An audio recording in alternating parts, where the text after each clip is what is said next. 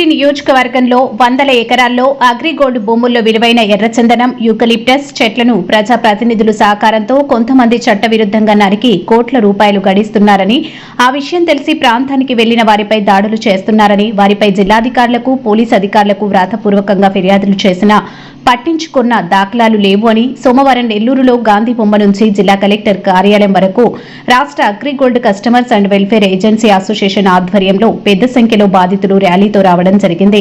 ఈ సందర్భంగా మీడియా వారితో AgriGold customers and agencies welfare association రాష్ట్ర ప్రధాన కార్యదర్శి తిరుపతిరావు మాట్లాడుతూ అగ్రిగోల్డ్ భూముల్లో పెద్ద స్థాయిలో జరిగిన చట్టవిరుద్ధమైన కార్యకలాపాలు చేసి కోట్ల రూపాయలు బాధితుల సొమ్ము కొట్టేస్తున్నారు అని అధికారులకు సిఐడి వారికి ఫిర్యాదులు చేయడం జరిగిందని, కానీ వారు పట్టించుకున్న దాఖలాలు లేవు అని, అగ్రిగోల్డ్ బాధితులకు ప్రభుత్వం న్యాయం చేయకపోతే పెద్ద స్థాయిలో ఉద్యమం చేస్తామని, అవసరమైతే ఆమరణ నిరాహార దీక్ష కూడా చేసేందుకు వెనకాడమని ఆయన అన్నారు.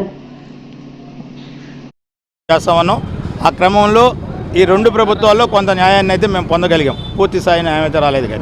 కానీ ఈ రోజున్న పరిస్థితులు గమనిస్తే గతంలో మేము అగ్రిగోల్డ్ ఆస్తుల్ని అమ్మి బాధితులకు డబ్బులు చేయమనేటువంటి ఉద్యమం చేసాం. ఇప్పుడున్న పరిస్థితుల్లో అగ్రిగోల్డ్లో ఉన్నటువంటి సంపదను కాపాడుకోవడం కోసం ఉద్యమం చేయాల్సినటువంటి పరిస్థితి ఏర్పడింది ఈ రాష్ట్రంలో. అందులో ప్రత్యేకించి ప్రకాశం, నెల్లూరు జిల్లాలో 10,000 ఎకరాల భూములు అగ్రిగోల్డ్ భూములు ఉన్నాయి. వాటిల్లో కలప కావచ్చు, ఎర్రచందనం కావచ్చు, అదేవిధంగా పెద్ద పెద్ద పంట తోటలు కానీ అన్నీ ఉన్నాయి.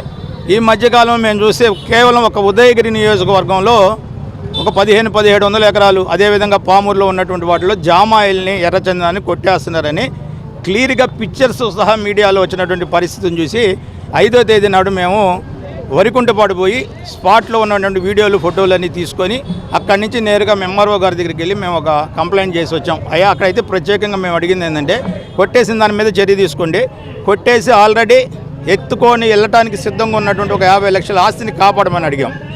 ఆ తర్వాత సిఐడి వాళ్ళకి హెడ్ క్వార్టర్స్లో ఉన్నటువంటి సిఐడి వాళ్ళని కూడా అడిగాం. కానీ అక్కడి నుంచి ఏ చర్యలు లేవు. సిఐడి ఇక్కడ ఉన్నటువంటి నెల్లూరులో ఉన్నటువంటి సిఐడి వెంకటేశ్వరరావు గారు వెళ్ళి కంప్లైంట్ ఇచ్చి వాటన్నిటిని ఫోటోలు తీసుకుని వచ్చేసాడు, కానీ చర్యలు ఏం లేవు. ఆ దశలో 18వ తేదీ నాడు ఒక 100 మంది అగ్రిగోల్డ్ బాధితులు మా గౌరవాధ్యక్షులు సిపిఐ పార్టీ రాష్ట్ర శాఖ అధ్యక్షులు ముప్పాల నాగేశ్వరరావు గారు, నెల్లూరు జిల్లా సిపిఐ సెక్రటరీ అందరం కలిసి మళ్ళా ఆ స్థలంలోకి వెళ్ళి మీడియా మిత్రులతో ధర్నాలు చేసి అక్కడి నుంచి ఎంఆర్ఓ గారి దగ్గరికి వెళ్ళి ఎంఆర్ఓ ఆఫీస్ కాడ ఒక ధర్నా చేసి సిఐ గారితో మాట్లాడి ఎస్ఐ గారి లేకపోతే కంప్లైంట్ ఇచ్చి వచ్చేసాం. ఆ వచ్చే క్రమంలో శ్రీకాంత్ యాదవ్ అనేటువంటి అక్కడ ఉన్న ఒక నాయకుడు ఒక 20 మందిని వేసుకొచ్చి మాతో వచ్చి వెనకాల ఉన్నటువంటి నెల్లూరుకు సంబంధించినటువంటి టెంపోని ఆపి వాళ్ళని కొడుతున్నారని ఫోన్లు చేసి మేము మళ్ళీ వెనక్కి వెళ్ళి వాళ్ళని విషయం చెప్తా ఉన్నాం. అయ్యా, మా ఆస్తులు పోతా ఉన్నాయి, వాటిని కాపాడమని వచ్చాం, మీకేంటి బాధ అనే టైంలో దేశమంతా కొట్టేస్తుంటే మీకు వరికుంటపాడే కనపడిందంటారా, నా కొడుకల్లారా ఇక్కడికి వస్తే మళ్ళీ చంపేస్తామని మా మీద దౌర్జన్యం చేశారు. ఆ క్రమంలో నా చొక్కా జనగడం, నేను కింద పడడం కూడా జరిగింది. పరిస్థితిని చూస్తూ ఉంటే అక్కడికి ఎస్ఐ గారు వచ్చి వాళ్ళని బతిమలాడుతూ ఉన్నాడు. మమ్మల్ని కంప్లైంట్ ఇస్తామని కూడా కాదని పంపించేశాడు. ఏదో పేపర్లో చూస్తే అసలు దాడి జరిగిన సంగతి నాకే తెలియదు అంటున్నాడు. ఇందాక నేను మాట్లాడినట్టుగా అక్కడేమో 100 కోట్ల రూపాయల చెట్లన్నీ నరికేసి కనపడుతూ ఉన్నాయి. పాత పెద్దోళ్ళు సామెత చెప్పినట్టు అందరూ శాఖాహారులే, ఆడున్న 100 కేజీల మాంసం ఏమేందో అర్థం కాదన్న పరిస్థితిలో ఉంది. మేమైతే ప్రభుత్వాన్ని ఒకటే డిమాండ్ చేస్తూ ఉన్నాం. ఇప్పుడు వారం రోజులైంది, విషయం అందరికీ తెలుసు. ఎవరు చర్యలు మటుకు మొదలుపెట్టలా, దొంగలు ఇచ్చినటువంటి వాళ్ళ మీద కేసులు పెట్టలా, మా మీద దాడి చేసిన వాళ్ళ కేసులు పెట్టలా, అందరూ కూడా కామ్గా కూల్గా ఉన్నారు. ఆ సందర్భంలో ఈ రోజున కలెక్టర్ గారు, నెల్లూరు జిల్లా కలెక్టర్ గారికి అర్జీ ఇవ్వడానికి, అదేవిధంగా ఎస్పీ గారిని కలిసి కంప్లైంట్ చేయడానికి వచ్చాం. వీళ్ళు చర్య కూడా తీసుకోకపోతే ముఖ్యమంత్రిని, ఉప ముఖ్యమంత్రిని కలుస్తాం.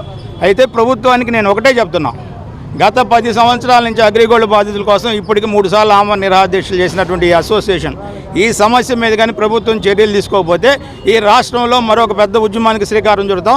అవసరమైతే ఆమరణ నిరాహార దీక్షనే చేస్తాం. మా ఆస్తులు కొట్టేసినటువంటి వాళ్ళ మీద చర్యలు తీసుకోవాలి, మా మీద దాడి చేసిన వాళ్ళని అరెస్ట్ చేయాలి. ఈ క్రమంలో ప్రభుత్వం కానీ ముందుకు రాకపోతే పెద్ద ఉద్యమానికి శ్రీకారం చుడతాం. ఖచ్చితంగా విజయవాడ హెడ్ క్వార్టర్స్లో మళ్ళీ ఆమరణ నిరాహార దీక్ష చేస్తాం. ఈ సమస్యను వదిలిపెట్టే ప్రశ్నే లేదని తెలియజేస్తాం. ఇవాళ 26 జిల్లాల్లో కలెక్టర్లకి రిప్రజెంటేషన్ ఇచ్చే కార్యక్రమాన్ని ఈ నెల 12, 13 అమరావతిలో జరిగిన 2 రోజుల వర్క్షాప్లో నిర్ణయం తీసుకున్నాం. ఈ నెల 5వ తేదీన ఉదయగిరి ప్రాంతంలో జామాయిల్ తోటలు నరికివేసే ప్రాంతాలని మా రాష్ట్ర ప్రధాన కార్యదర్శి నాయకత్వాన నెల్లూరు జిల్లా ప్రతినిధులు చూశారు. నరుక్కొని తీసుకెళ్ళగా ఆడ 30 లక్షల ఆస్తి జామాయిల కర్ర ఉంది.